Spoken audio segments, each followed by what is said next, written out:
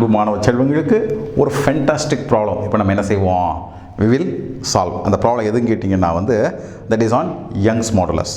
Young's modulus பயன்படுத்தி எப்படி எலாங்கேஷனா change in length delta L, முதல்ல எவ்வளோ இருந்துச்சு பின்னாடி எவ்வளோ இருந்துச்சு ரெண்டுக்குள்ள மாறுபாடு என்ன, இதுதான் delta L.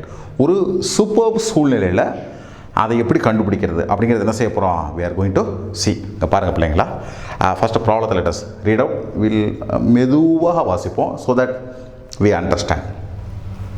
2 wires of diameter 0.25 cm, 2 wire பிள்ளைங்களா, ஓகே, ஒரே டயாமீட்டர் 0.25 cm. டயாமீட்டர்னா விட்டம் 2 radius, okay. One made of steel and other made of brass பித்தளை, are loaded as shown in the figure. இப்போ படத்தில் எப்படி காமிச்சிருக்கோம் அப்படி லோட் பண்ணியிருக்காங்க. அதாவது ஸ்டீல் வயர் தொங்குது, ஓகே, அதில் 4 கிலோ வெயிட் இருக்குது. அதில் மறுபடியும் பிராஸ் பித்தளையில் செஞ்ச வயர் இருக்குது, அதில் 6 கிலோ போட்டிருக்காங்க. சொல்லுங்கள் பிள்ளைங்களா, அப்போ இந்த ஸ்டீல் மேலே இருக்கக்கூடிய லோடு எவ்வளோவா இருக்கும், 4 கிலோவையும் இது தாங்கணும், ப்ளஸ் 6 கிலோவையும் தாங்கணும். அப்போ இது எவ்வளோ தாங்குது, 10 கிலோவை தாங்குது. இது உங்களுக்கு தெரியணும், இவ்வளோ தான் பிள்ளைங்களா.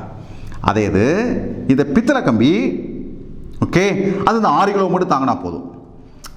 அது எதை தாங்க, இதனுடைய வெயிட் அது தாங்கலை, இதான் என்ன செஞ்சுக்கிட்டு இருக்கு, தாங்கிக்கிட்டு இருக்கு. பித்தளை கம்பியுடைய அப்ளை பண்ணக்கூடிய ஃபோர்ஸ் 6 கிலோ, ஸ்டீலில் அப்ளை பண்ணக்கூடிய ஃபோர்ஸ் 10 கிலோ. இது புரியணும், right. The unloaded length of steel wire is 1.5 meter and that of brass wire is 1 meter. Compute the elongations. இது எவ்வளவு எலாங்கேட் ஆகுது, ஓகே, அண்ட் இது எவ்வளவு எலாங்கேட் ஆகுது, அண்ட் தி பிராஸ் வயர்ஸ் தான் கேட்டிருக்காங்க, சரிங்களா.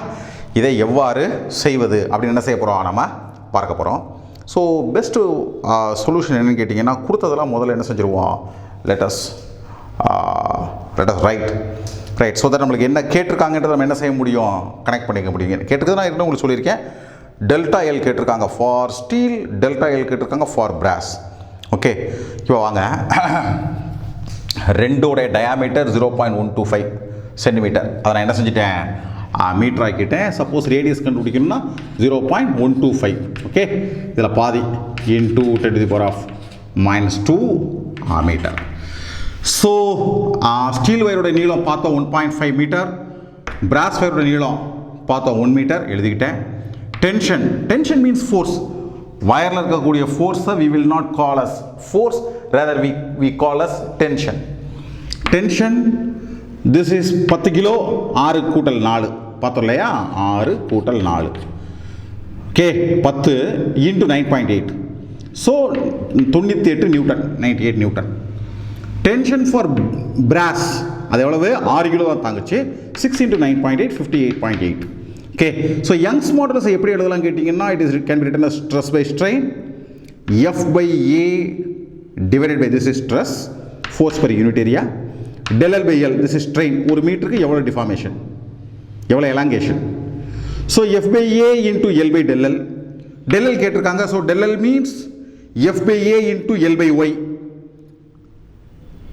Del LS means Fs LS divided by AS into YS, okay. முடிஞ்சு போச்சு பிள்ளைங்களா. எஃப்எஸ் கொடுத்துருக்காங்க, எல்எஸ் கொடுத்துருக்காங்க, ஏஎஸ் கொடுத்துருக்காங்க, ஒய்எஸ் கொடுத்துருக்காங்க. This is numerical solving. அதுக்குள்ளே நான் போக மாட்டோம். சிம்பிள், தேவையான ஒரு நான் உங்களுக்கு சொல்லித்தர்றேன். So answer is 1.5 into 10⁻⁴ metre. Same way for brass also, FB into LB divided by AB into LB, all values are given. Substitute, calculate. Right. So பிள்ளைங்களா, ப்ராப்ளம் என்னன்னா, you have to see the problem, read the problem, understand the problem, get the concept of the problem. The problem is asked on what concept, on basis of what concept problem is being asked. That point you should understand. Then solution என்ன கிடையாது, ஒரு விஷயமே இல்லை. உங்களுக்கு புரிஞ்சிருக்கும்னு நினைக்கிறேன். சந்தேகம் இருந்தால் கமெண்ட் பாக்ஸில் தெரியப்படுத்துங்க. சேனலுக்கு சப்ஸ்கிரைப் பண்ணுங்கள். மற்ற பிள்ளைங்களுக்கு சொல்லுங்கள், இப்படி ஒரு ரிசோர்ஸ் இருக்குது, நம்ம அஞ்ச வேண்டியதில்லைன்னு சொல்லுங்கள். உங்கள் அனைவருக்கும் கலாபாரதியின் அன்பு வாழ்த்துக்கள் பிள்ளைகளா.